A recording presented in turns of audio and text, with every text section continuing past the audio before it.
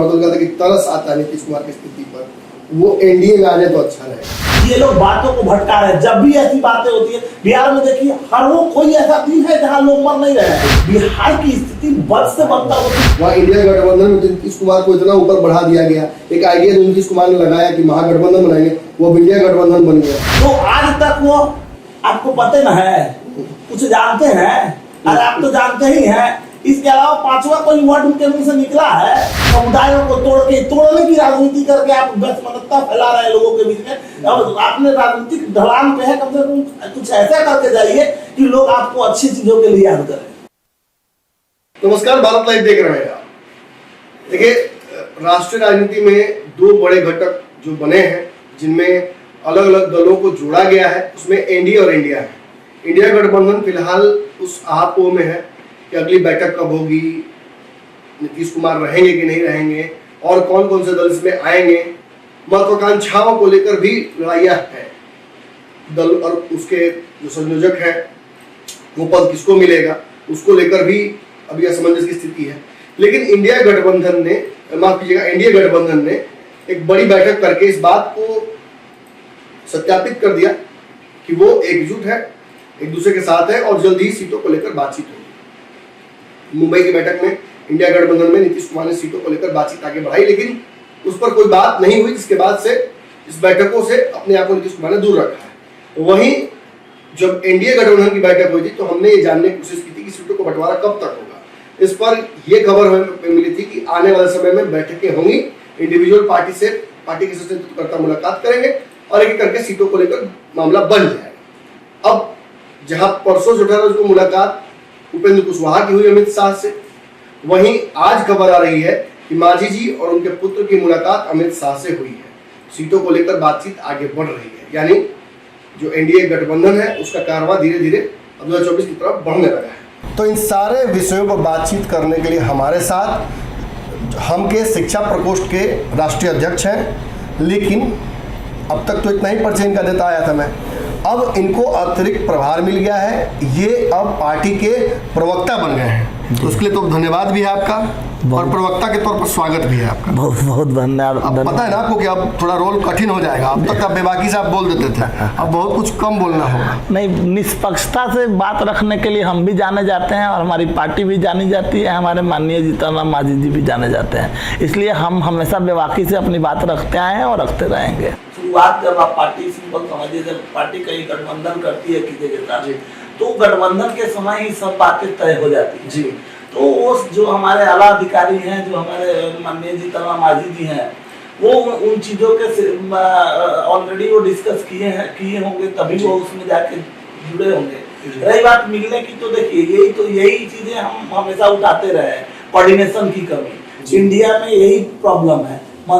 यहाँ से मुंबई पहुंच जा रहा है, इनको वैल्यू नहीं मिल रहा है। जो कोऑर्डिनेशन का धज्जिया यहाँ ही उड़ाए थे, इंडिया इनको उड़ा रही है जी। तो ये जो कमियां है ना, यही कमियां यहाँ एनडीए में अलग बनाती है एनडीए के गठबंधन को, कि हर चाहे वो किसी लेवल का क्षेत्रीय नेता, क्षेत्रीय दल हो या कोई भी राज्य स्तरीय दल हो या कोई भी दल हो, उनका जितना मतलब कंट्रीब्यूशन है, उनके आधार पे उनको वहां पे उनके बातों को रखा जाता है और तवज्जो दिया जाता है। तो हर पार्टी को यही चाहिए कि हमको जो हमारे काम का जो चीज है, जो हमारा प्रभाव क्षेत्र है, जिसमें हम अच्छा कर सकते हैं, अगर उसमें तवज्जो दिया जाता है तो सही है। तो ये मुलाकात का दौर है, मिलने से बहुत सारी चीजें जो होती है, जो आपसी कोऑर्डिनेशन जो होता है वो बनता है। इसी सिलसिले में हम आपकी पार्टी को लेकर एक संशय बिहार के राजनीति में हमेशा बना रहता है, कब किधर चले जाएंगे मांझी जी, कब क्या बोलेंगे, ये बड़ा कंफ्यूजन रहता है लोग। खासतौर पे जब आप एनडीए गठबंधन में आए और आप जब बैठक में जा रहे थे, उधर आपने कहा था कि हम बिना शर्त के समर्थन एनडीए का कर रहे हैं, मोदी जी को प्रधानमंत्री बनाने को लेकर कर रहे हैं। लेकिन परसों ही खबर आई कि आपके नेता संतोष सुमन ने साफ तौर पर यह बात कह दी कि जमुई की सीट देना चाहिए। अब ये बिना शर्त तो नहीं हुआ। देखिए, कुछ चीजें आपका अपना प्रभाव क्षेत्र होता है, हर पार्टी की अपनी प्रभाव क्षेत्र होती है। पार्टी को लगता है जो उनका जनाधार होता है, जहाँ पे वहाँ उनके वर्कर्स जो शीर्ष नेता हैं, वो अपने वर्कर्स से हमेशा बात कर रहे होते हैं, अपने आला अधिकारियों से बात करते हैं। और जहाँ पे पार्टी का अपना वर्चस्व दिखता है, सबको, ये तो लोकतंत्र है, यहाँ पे सबको अपनी बात रखने का अधिकार है। तो जहाँ हमारा प्रभाव क्षेत्र है, जहाँ हम अच्छा काम करते आए हैं, सिकंदरा में, हाँ सिकंदरा हमारे विधायक हैं वहाँ से, तो वो उसी वहीं का क्षेत्र है, वहाँ हमने अच्छा काम किया। वहाँ से सिटिंग सांसद चिराग पासवान है, आपके पार्टी के चिराग सहयोगी दल है। आप ऐसे नहीं कर सकते, आप ऐसे समझिए कि 40 संसदीय क्षेत्र है, उसमें किसी को कहीं जब मिल सकता है। ऐसा थोड़ी है कि चिराग जी वहाँ पे है तो जमुई से ही पहली बार लड़े थे, उनके फादर, उनका जो प्रभाव क्षेत्र है वो जमुई थोड़ी है, पहली बार वहाँ से जाके लड़े थे। तो आप लोग भी चाहते हैं कि वो हाजीपुर चले जाए? मतलब एक बात हम कह रहे हैं, बात ये अपनी जो हमारा प्रभाव क्षेत्र है, हम जिस क्षेत्र के लिए काम करते हैं, जहाँ हमारा ऑलरेडी वहाँ सिटिंग कैंडिडेट हमारे विधायक, सिकंदरा विधायक हमारे हैं, तो कहने का मतलब जहाँ पे हमारा प्रभाव क्षेत्र है, गया का क्षेत्र हमारा, मगध क्षेत्र हमारा है, तो हम अपने प्रभाव क्षेत्र, क्षेत्रीय पार्टी है, तो हम पूरे बिहार में काम कर रहे हैं, अच्छा काम कर रहे हैं। लेकिन जो क्षेत्र को आवश्यकता है, हमारी आवश्यकता है, हमारे लोगों की हमारी आवश्यकता है, तो हमें लगता है कि अगर वहाँ पे हमारी पार्टी अगर वहाँ से जीतती है, तो वहाँ के लोगों का सही से जो भी उनकी प्रॉब्लम्स है वो सॉर्ट आउट करते हैं। एक तरफ आपसे एक्सपेक्टेड है कि आप चिराग पासवान, आप दलितों का एक बड़ा वोट बैंक एनडीए में लेकर आते हैं, लेकिन अभी कल ही खबर आई कि आपकी पार्टी में बड़ी टूट हो गई है। पार्टी के 2 नेता अलग विंग खोल लिए हैं, यहाँ तक कि हम टू कहा जा रहा है उसे, इस पर क्या प्रतिक्रिया? देखिए, पार्टी जो अभी ऐसी बातों को पार्टी एड्रेस नहीं करती है। आप ऐसे समझिए कि जो वैसे लोग जो पार्टी के फोरम से हट के अगर इन सभी चीजों को अगर प्रोपेगेंडा फैलाने का काम करते हैं, तो उनको वो पार्टी कभी प्रमोट नहीं करती है और ना उन चीजों को एड्रेस करती है। तो ये उस लेवल के कोई नेता नहीं है ये कि जिनके लिए वो पार्टी जो है वो कुछ सोचे या समझे, इनके लिए कोई प्रतिक्रिया भी नहीं आई होगी। आपने देखा होगा हमारे पार्टी के दावा कर रहे हैं कि गलत रूट बना लेंगे हम लोग, वो जो अपने 1-2 बंदे जो बैठ के बोल रहे होंगे वही बोलते रहेंगे, उसके अलावा उनके तीसरे कोई दिखने वाले नहीं है। आप प्रोपेगेंडा पार्टी छोड़े हैं, निकाला नहीं है, वक्त है बोलने का। देखिए, जब हम अच्छी स्थिति में रहते हैं तो सब कोई हमारी बात को समझता है, लेकिन वही चीजों को अगर आप बुरे वक्त में अगर आप बोलते हैं तो बातें उस हद तक नहीं पहुंचती है जहां पहुंचाना चाहते हैं। तो यही बातें उन लोगों के साथ है। देखिए, हमारी शुभकामनाएं उनके साथ है, वो जो करे, लेकिन हाँ ये जरूर है कि हमारी जो पार्टी का आइडियोलॉजी है, अगर आप पार्टी की आइडियोलॉजी के साथ छेड़छाड़ करेंगे, चाहे वो शीर्ष नेता हो या कोई भी हो, आइडियोलॉजी पे ही पूरी पार्टियां चलती हैं, ये तो लोकतंत्र है। वहां पे अगर आप अपनी मनमानी करेंगे, आप अनुशासनहीनता करेंगे, आपका कर्म कुछ और है, पर्टेन कुछ और करा रहा है, तो वहां पे पार्टी आपको कभी बर्दाश्त नहीं करेगी। और रही बात इन लोगों की, तो हमारी पार्टी ने एड्रेस ही नहीं किया है, ना कहीं आप उनका बयान भी आपने नहीं सुना होगा।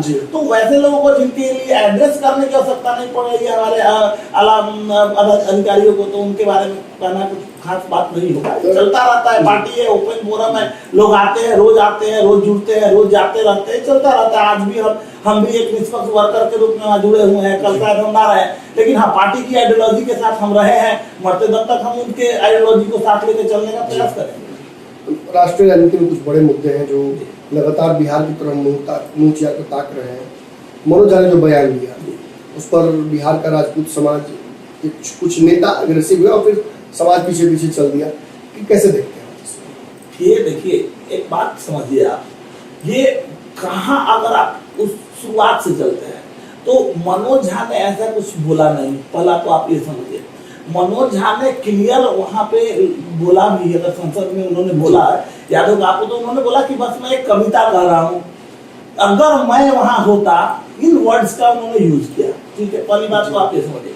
और जो ये अगर कविता की बात कर रहे हैं, तो ये कविता किस पे लिखी गई है? दलितों पे लिखी गई है। दर्द किसको होना चाहिए था? दलितों को दर्द होना चाहिए था। और सामंतवादी व्यवस्था जो है उससे मतलब उसको अलग नहीं किया जा सकता है। लेकिन ये ओछी राजनीति हमारे बिहार में की जा रही है, घृणित राजनीति की जा रही है। यहाँ फिर से वही तोड़ो जोड़ो की राजनीति की जा रही है और हमारे कोर वोटरों को तोड़ के अलग करने का प्रयास किया जा रहा है। ये कहीं से नीति संगत नहीं है कि कहाँ से ब्राह्मण और राजपूत का कहाँ से आ गया। ठाकुर वर्ड का मतलब सामंत, थोड़ा सा इन्हें पढ़ाई करनी चाहिए इन लोगों को जो ये बोल रहे हैं, जो इस तरह के बोलने वाले भी लेखक हैं। आनंद मोहन ने कहा। और उसके अलावा भी समझिए तो ये बड़ी दिलचस्प चीज है ना, दोनों नेता जो लड़ रहे हैं वो भी एक ही दल के हैं जी, और दोनों एक दूसरे के जीव काटने पे और उखाड़ फेंकने पे लगे पड़े हैं। मतलब एक्सप्लोटेड है सब। ये एग्जैक्टली ये माया जाल फैला रहे हैं, ये बेवकूफ बना रहे हैं, हमारे जनता को बेवकूफ बना रहे हैं। 32 साल बेवकूफ बनाया, फिर और बेवकूफ थोड़ी बना पाइएगा, ये पॉसिबल नहीं है। आप समझिए दोनों हर समय इनकी राजनीति का यही मतलब यही ध्रुवीकरण नहीं करना इनका एकमात्र उद्देश्य रहा है, चाहे वो नीतीश कुमार हो चाहे वो लालू जी हो। तो ये बहुत दिन चलने वाला नहीं है। कुछ दिनों पहले आपके नेताजी ने बयान दिया नीतीश कुमार को, कहा था कि तरस आता है नीतीश कुमार की स्थिति पर, वो एनडीए में आने तो अच्छा रहेगा। क्यों एनडीए में बुला रहे हैं आप लोग? पहले से यहाँ सीटें कम है, आएंगे तो फिर 15 सीटें ले लेंगे, फिर आपकी सीटें कम हो जाएंगी सबकी। देखिए हमारे नेताजी की बात आप करते हैं ना, तो हमेशा उनका क्या है कि वो बेबाक बोलने वाले हैं, शुरू से वो बोलते रहे और बड़े इमोशनल है।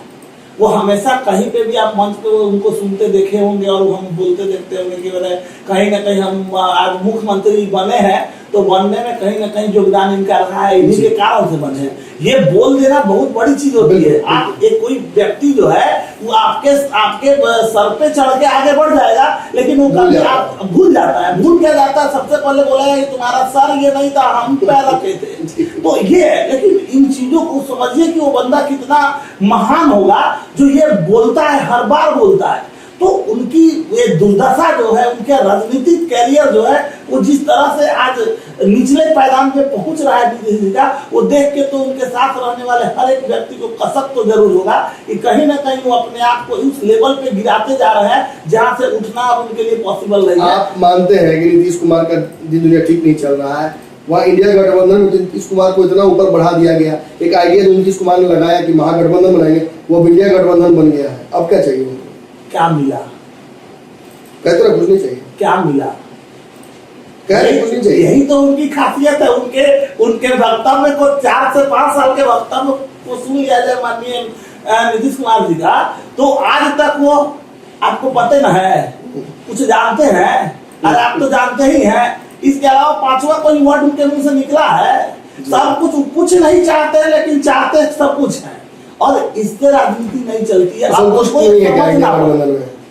संतुष्ट कहिए या ये कहिए कि इनको ये जो सोच के गए थे वो बातें इनको वो मतलब जिस तरह से ये पुरानी चीजों को जिस तरह से ये भाजपा के ऊपर अप्लाई करते आए, भाजपा इनकी बातों को समझती गई, इनको लगा कि उसी तरह से कुछ ऐसा हम अप्लाई कर दें और वहां भी कुछ मिल जाए। तो इस बार इनको ये समझना चाहिए कि अंगूर खट्टे हैं। अब खट्टे नहीं है, अंगूर सड़े हुए हैं। अब इनको वहां कोई तवज्जो मिलने वाला नहीं है, ना मिल रहा है। बस अपना बिगुल बजा रहे, कुछ दिन बजा के शांत हो जाएंगे। अभी आप साफ उनकी छटपटाहट देख पा रहे होंगे, उनकी पार्टी की छटपटाहट, उनके जो घटक दल है उनकी छटपटाहट, ये सब छटपटाहट का ही सवाल यही था कि ललन सिंह अशोक चौधरी को मना करते, पब्लिक डोमेन में ये बातें हैं, उन्होंने मना किया कि आप नहीं जाइएगा बरबीघा, और आज बरबीघा में एक बड़ा कार्यक्रम अशोक चौधरी करते हैं, पार्टी के विधायक तक को नहीं बुलाते हैं, पार्टी के जिलाध्यक्ष नहीं पहुंचते हैं, और वहां से ये दावा करते हैं कि बरबीघा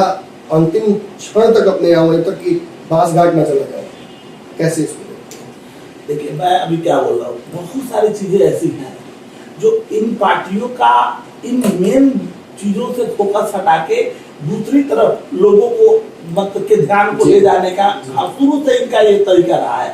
चाहे वो आप अभी जो बोले आप ठाकुर और बनाम ब्राह्मण की बात हो जाए, चाहे ये आप ललन जी और ये आप जिनकी बात कर रहे हैं अशोक चौधरी की बात कर रहे हैं, इनकी बात हो जाए, तो ये लोग ये इस तरह का हमेशा पैंतरा लेते रहते हैं। जब भी कुछ होता है बिहार की स्थिति बद से बदतर होती जा रही है, जो आप समझ पा रहे हैं। आप ऐसे समझ, अभी कुछ हाल 2-3 दिन पहले का मैं घटना देख रहा था खुसरूपुर में, आपने भी सुना होगा कि एक दलित महिला को निर्वस्त्र करके घुमाया जाता है, उसको पीटा जाता है, उसके चेहरे पे मतलब शौच कर दिया जाता है। उसको एड्रेस, आप मणिपुर की घटना याद होगी, ये तांडव कर रहे थे ये लोग, यही वो लोग थे जो तांडव कर रहे थे, आज बोलने वाले में से नहीं है। ये लोग बात को भटकाने का प्रयास कर रहे हैं। तो मेरा तो सीधा बात है कि ये लोग बातों को भटका रहे हैं। जब भी ऐसी बातें होती है बिहार में, देखिए हर वो कोई ऐसा दिन है जहां लोग मर नहीं रहे हैं, गोलियां चल रही है, लोग को मार दिया जा रहा है, क्या वही बिहार है? इसी बिहार की कल्पना करने के लिए 32 सालों से आप लोग के हाथ में राज दिया गया है? नहीं, इससे आपको उठाना पड़ेगा। और जब भी इस तरह की बातें होती है, जहां सेंटिमेंटल बातें हो रही है, वहां आप नया एक भूमियार अरे कब तक जातिवाद पे खेलेंगे भाई? अरे गरीब बनाम अमीर करके कभी सोचिए, गरीबों के लिए सोचिए, उनके ऊपर थोड़ा सा प्रयास कीजिए ना। आप राजनीतिक कैरियर में हम तो मतलब गुजारिश करेंगे नीतीश बाबू से कि अब आप अपने राजनीतिक ढलान पे हैं, कुछ ऐसा करके जाइए। क्या ये तोड़ मोड़ कर रहे हैं, जातियों को तोड़ के, समुदायों को तोड़ने की राजनीति करके आप दुश्मनता फैला रहे हैं लोगों के बीच में। अब आपने राजनीतिक ढलान पे है, कम से कम कुछ ऐसा करके जाइए कि लोग आपको अच्छी चीजों के लिए याद करें। तो एनडीए में आप हैं, क्या उम्मीद है कि एनडीए में रहना है ना? अब देखिए, पार्टी का अपना एक फोरम होता है, पार्टी का अपना एक सोच होता है, जहां पार्टी को स्वतंत्रता मिलती है। हम क्षेत्रीय पार्टी हैं जी। हाँ, अब वैसे जगहों पे जहां पे हमारी राजनीतिक आधार को ही अगर कोई आघात पहुंचाने का प्रयास करेगा तो उस जगह पे तो हमको सोचना ही न पड़ेगा। लेकिन रही बात, जब तक हम लोग हैं, हम जहां भी रहे हैं दृढ़ता से रहे हैं और उनका साथ मजबूती से दिए हैं, तो एनडीए के साथ हम हैं। हम वैचारिक रूप से हर तरह से आप लेके चलेंगे, हम उनके साथ शुरू से रहे हैं और हम काम कर रहे हैं। और अब ऐसी स्थिति में हम लोग हैं कि स्वाभाविक है कुछ ना कुछ बिहार के लिए अच्छा होगा ही। जी। जब से जो कहा जा सकता है बिहार के मौसम वैज्ञानिक, इनके नेता जीतन राम मांझी छोड़कर नीतीश कुमार से अलग हुए हैं, तब से चीजें ठीक नहीं चल रही नीतीश कुमार की। ये बात केवल यही नहीं कह रहे या ये बात केवल हम नहीं आपको आकलन करके बता रहे हैं, बल्कि उपेंद्र कुशवाहा हो, खासतौर पर उन्हीं की पार्टी के लोग हो, सभी ये चर्चा कर रहे हैं। निश्चित तौर पर नीतीश कुमार की राजनीति एक डाउनहिल पर चली गई है। लेकिन जिस वक्त पार्टी, इंडिया गठबंधन सभी जगहों पर असमंजस की स्थिति बनी हुई है, उसमें भी नीतीश कुमार एक बहुत पिवटल रोल में है।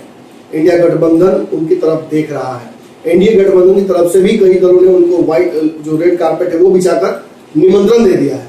ऐसे में किस तरफ जाते हैं नीतीश कुमार? चूंकि आने से पहले इनके नेता ने भविष्यवाणी कर दी थी कि नीतीश कुमार भी आए, और ये बिहार के लगभग सभी लोग जानते हैं कि मांझी जी जब कुछ बोलते हैं तो निश्चित तौर पर वो बातें आगे चल के आती हैं सामने।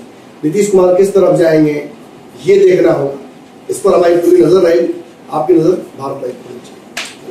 अगर ये वीडियो पसंद आई और वह बिहार के राजनीति और बिहारियत से सरोकार रखेनी तो सब्सक्राइब बटन दबा के चैनल के सब्सक्राइब कर ली। ओजे एगो घंटी बा, ओकरा बटन दबा देला से कुल सटीक और मारक खबर रुआ मुफ्त में मिल जाई। अगर रुआ पत्रकारिता के हमनी के नया प्रयोग में सहयोग कर चाहतानी तो ज्वाइन बटन दबा दी। पेटीएम नंबर नोट कर ली 9386816700। धन्यवाद।